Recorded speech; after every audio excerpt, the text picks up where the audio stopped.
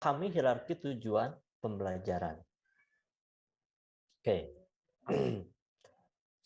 Nah, tujuan pembelajaran, nah itu mempunyai hierarki, mempunyai turunannya. Yang pertama, ya tujuan itu tercantum dalam tujuan pendidikan nasional. Jadi walaupun misalkan nanti Anda mengajar hanya mata pelajaran, satu mata pelajaran, tetap ya namanya tujuan pendidikan nasional menjadi tujuan seluruh lembaga pendidikan, seluruh guru di dalam belajar dan pembelajaran. Nah, setelah tujuan pendidikan nasional turun menjadi tujuan institusional, tujuan sebuah lembaga. Ya, misalkan UPI, nah itu mempunyai tujuannya, sehingga semua dosen harus dan mahasiswa harus mencapai tujuan institusional. Ya, dari tujuan institusional turun menjadi tujuan kurikuler. Apa itu tujuan tiap-tiap mata pelajaran? Nah, tujuan kurikuler itu namanya. Ya, diturunkan lagi menjadi tujuan pembelajaran umum. Ya, jadi tujuan yang harus dicapai ya pada akhir setiap program. Ada lagi tujuan pembelajaran khusus. Apa itu? Tujuan yang harus dicapai ya pada setiap satu pertemuan pembelajaran. Ya, itu hierarkinya. Manfaat tujuan yang pertama menyusun instrumen tes, ya, merancang strategi, menyusun spesifikasi media, melaksanakan proses belajar. Jadi banyak ya manfaat dari tujuan pembelajaran ini. Walaupun di sini ada namanya instruksional, ya. Jadi Anda ketika mendengar atau membaca istilah instruksional, ini sama dengan pembelajaran, ya, mempunyai sinonim dengan pembelajaran. Karena di Amerika itu pembelajaran mereka tidak menyebutnya learning, tetapi ya mereka menyebutnya instruksional, bukan instruksi ya, tapi pelajaran. Nah, macam-macam tujuan pembelajaran, ada tujuan pembelajaran umum, ya, ada tujuan pembelajaran khusus. Jadi kalau misalnya kita sederhanakan, ya, ketika di kurikulum yang dimaksud dengan ada aims, aims itu adalah tujuan pendidikan nasional, ada goals, ya, goals itu adalah tujuan kurikuler, ya. Jadi pahami ya, goals itu adalah tujuan kurikuler dan objektif, ya, ini yang dimaksud dengan tujuan pembelajaran khusus atau indikator nantinya. Nah, yang kedua ada bahan pembelajaran, ya. Materi itu, ya, materi-materi pembelajaran terdiri dari fakta, konsep, prinsip, proses, nilai, dan keterampilan. Nah, karena karakteristik dari materi pelajaran itu berbeda-beda, ya, maka saya yakin kalau paham apa yang disampaikan sebuah materi, pasti metodenya berbeda. Jadi misalkan ada yang metodenya yang digunakan adalah ceramah terus, ya. Bagaimana kita akan menjelaskan sebuah proses dengan ceramah? Bisa Anda bayangkan, ya. Kalau misalkan materinya tentang di make up, ya, ini yang perempuan kan suka di make up ya. Bayangkan misalkan saya atau instrukturnya menjelaskan dengan ceramah. Oke, baik ya, para siswa make up semua, silahkan ambil lipstiknya, ya. Kemudian gunakan jangan terlalu tebal, jangan terlalu tipis, 2 cm ke kanan, 2 cm ke kiri. Misalkan begitu. Nah, ukuran bibir seseorang kan beda-beda. Apa jadinya kalau semuanya disamakan 2 cm ke kanan, 2 cm ke kiri? Ya. Mungkin ada yang tidak full, ya. Ada yang setengahnya atau ada yang kelebihan. Tentu metodenya apa kira-kira? Ya, metodenya kita menjelaskan, karena menjelaskan sebuah proses, misalkan metodenya simulasi atau praktek. Ya, simulasi atau praktek misalkan metodenya. Kemudian medianya, nah yang lebih cocok itu apa? Video. Jangan sampai misalkan tadi ya, karena materi pelajarannya make up, kemudian apa namanya? Medianya audio. Bayangkan ya, ada kursus make up tetapi medianya Anda mendengarkan melalui media audio. Nah, itu kan tidak akan ini. Oke. Itu akan berpengaruh. Ya, tidak mungkin semuanya adalah ceramah. Nah, kemudian ada media. Ya, media itu apa?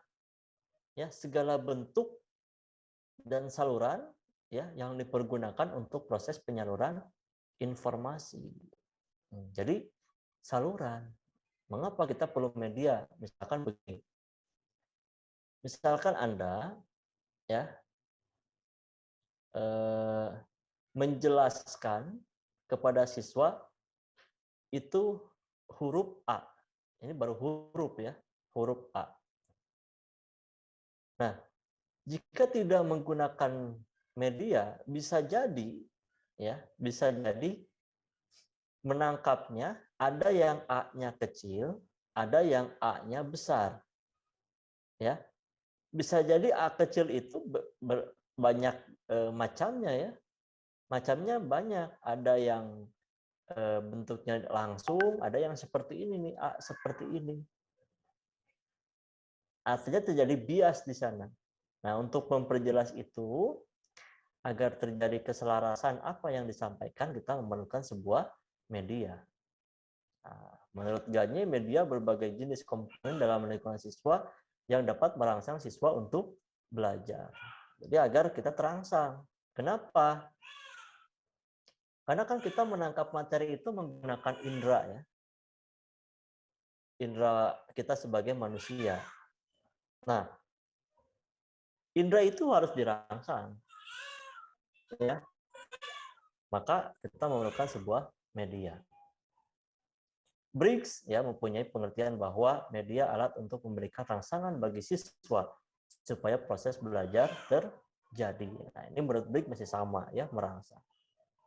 Kemudian menurut Nea, media sebagai segala benda yang dapat dimanipulasikan, dilihat, didengar, dibaca atau dibicarakan beserta instrumen yang dipergunakan untuk kegiatan tersebut. Ya, jadi sebuah media itu benda yang bisa ditangkap oleh sebuah indera. Ya. Oke. Ini dari definisi medianya masih banyak, Anda bisa cari di luar sana definisi dari sebuah media. Nah, media, nah ini secara bahasa ya, untuk jamak daripada medium.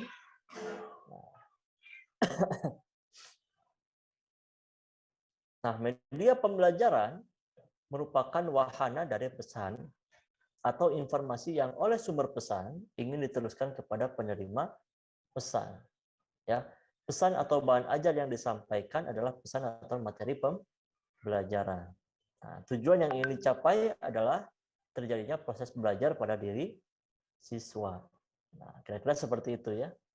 Jadi media ini sebagai saluran atau sebagai wahana dari pesan ya, sebagai perantara ya, sebagai perantara.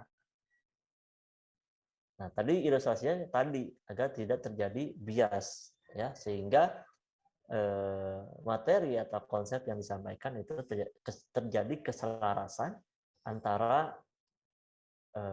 apa namanya dari guru dan siswa.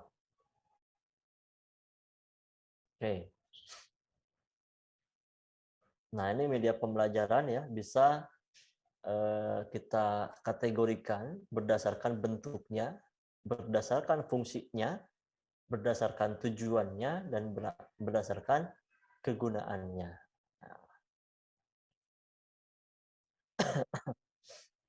Oke. Nah, media ya, ini yang paling penting tadi ya untuk merangsang siswa agar terjadinya proses belajar. Misalkan begini, kalau Anda nonton drama Korea, nah ini kan ya, Anda nonton drama Korea, tapi Anda hanya mendengarkan suaranya saja, ya videonya itu dimatikan. Kira-kira ya tidak akan seru saya rasa, ya tidak akan seru. Atau dibalik, ya Anda nonton film hantu, Anda melihat tayangan film hantu, tetapi suaranya itu tidak ada, di mute, tidak akan takut. Kenapa? Karena kita tidak terangsang indera kita untuk merasakan itu. Nah, sama ketika proses belajar. Biar misalkan peserta didik itu matanya tertuju, ya matanya tertuju kepada memperhatikan, dalam artian memperhatikan pembelajaran, ya dengan kita menampilkan sebuah media yang bisa dilihat, matanya akan tertuju. Nah, ini jadi terangsang tuh. Terjadi proses belajar di dalam dirinya. Kemudian mendengarkan apa yang disampaikannya. Nah, seperti itu kira-kira rangsangan di dalam proses belajar.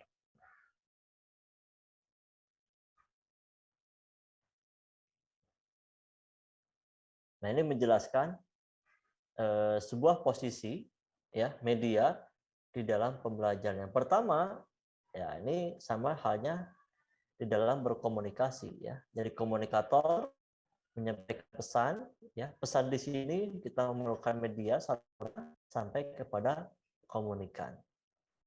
Ya, ini sama sebagai proses komunikasi, ya proses penyampaian materi yaitu sama dengan proses komunikasi seperti hanya kita berkomunikasi, ya.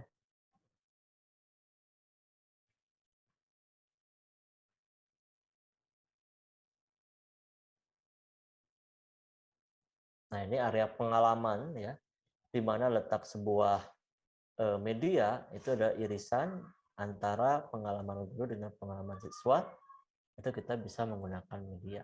Jadi kita langsung masuk ke evaluasi. Nah, kalau kita klasifikasikan, ya ini banyak sekali klasifikasi media. Nah, kita lanjut.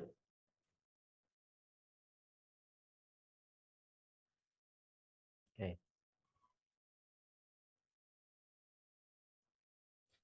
Nah, masuk ada strategi, ya.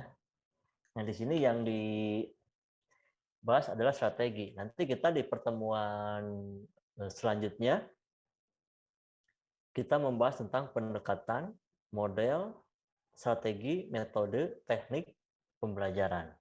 Ya. Ini strategi. Ya, strategi pembelajaran, ya, itu adalah suatu kegiatan pembelajaran yang harus dikerjakan instruktur dan peserta pembelajaran agar tujuan pembelajaran dapat dicapai secara efektif dan efisien. Kita kembali lagi, ya. Strategi, ya ini bagaimana efektif untuk mencapai tujuan pembelajaran. Nah, menurut Dick and Carey, strategi perangkat materi dan prosedur pembelajaran digunakan secara bersama-sama untuk menimbulkan hasil belajar pada peserta didik.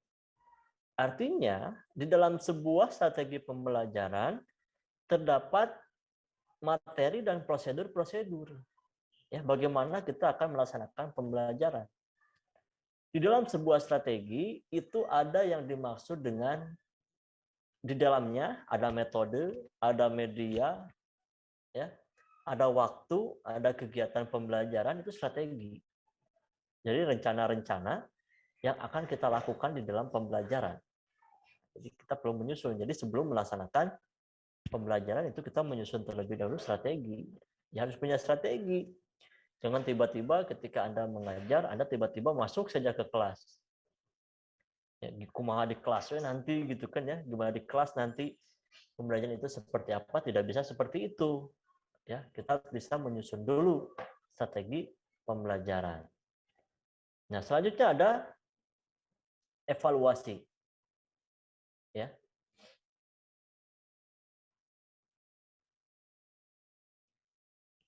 Paradigma evaluasi, ya. Kegiatan penilaian dipandang dan digunakan sebagai cara atau teknik pendidikan, bukan hanya sebagai cara untuk menilai keberhasilan peserta didik dalam menguasai materi pelajarannya. Di sini kita harus memahami, ya. Jadi evaluasi ini bukan mengetes sejauh mana Anda tahu, tidak. Ya, apakah Anda menguasai materi atau tidak? Tidak seperti itu. Tapi evaluasi ini, ya, untuk menilai peserta didik sudah sampai kepada tujuan pembelajaran atau belum. Nah, itu fungsinya sebuah evaluasi. Ya. Jadi bukan kisi-kisi materi apa saja yang akan diujiankan, bukan. Ya, tapi tujuan apa? Nah, kira-kira seperti itu. Nah, kita harus bisa membedakan antara evaluasi, pengukuran, dan tes. Ya. Saya rasa ini saya sudah share juga, Anda bisa baca. Ya, tentunya berbeda. Nah, di dalam evaluasi, ada yang dengan pengukuran, ada yang tanpa pengukuran. Maksudnya bagaimana? Dengan pengukuran misalkan tes, ya, kemudian nanti keluarlah angka-angka. Ada yang tanpa pengukuran, ya, misalkan presentasi, ya, kemudian tes lisan atau tes kemampuan, atau misalkan portofolio, itu kan tanpa pengukuran. Ada keputusan. Nah, evaluasi produk akhirnya adalah sebuah keputusan, judgment. Misalkan, setelah dievaluasi, siswa ini lulus, ya, atau tidak lulus, itu adalah evaluasi. Kalau penilaian, ya, jadi proses untuk mendapatkan informasi. Jadi informasi siswa ini sudah atau siswa ini sudah mencapai kriteria yang mana, ya, diketahui dari mana? Hanya pengukuran. Apa itu pengukuran? Proses untuk mendapatkan angka. Ya, Anda misalkan 70, 80, 90. Misalkan Anda 70. Ya, itu tidak ada artinya 70 apa. Ya, karena hasil pengukuran. Tetapi kalau misalkan dikategorikan, yang mendapatkan 70 itu mendapatkan kategori kurang baik, misalkan. Nah, itu informasinya adalah kurang baik. Keputusannya bagaimana? Jika kurang baik, misalkan ujian harus diulang. Nah, misalkan contoh seperti itu kira-kira. Ya, hubungannya. Nanti itu ada bab khusus membahas tentang evaluasi. Ya, ini. Oke. Iya. Jadi ini masih banyak pembahasan evaluasi, tapi saya nanti kita bahas khusus di evaluasi pembelajaran, ya. Oke. Sampai di sini ada yang ditanyakan? Silahkan. Bapak, saya izin bertanya, Pak. Boleh, silahkan.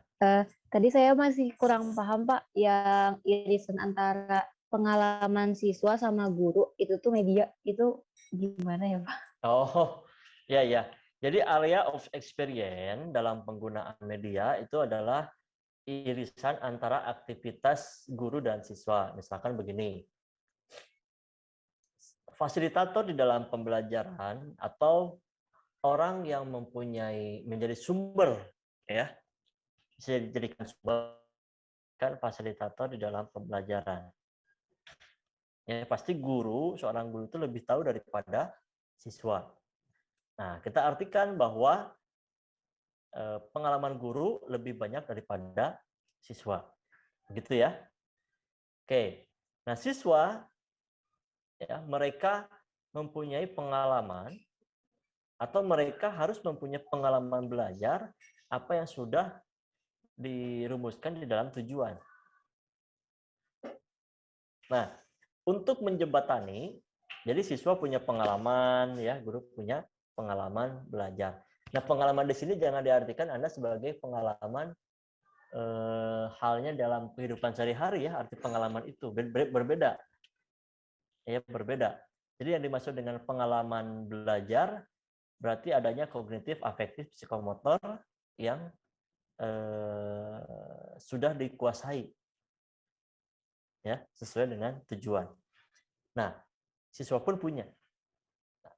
Agar terjadi transfer pengalaman ini dari guru ke siswa, ya kan, bisa menggunakan sebuah media.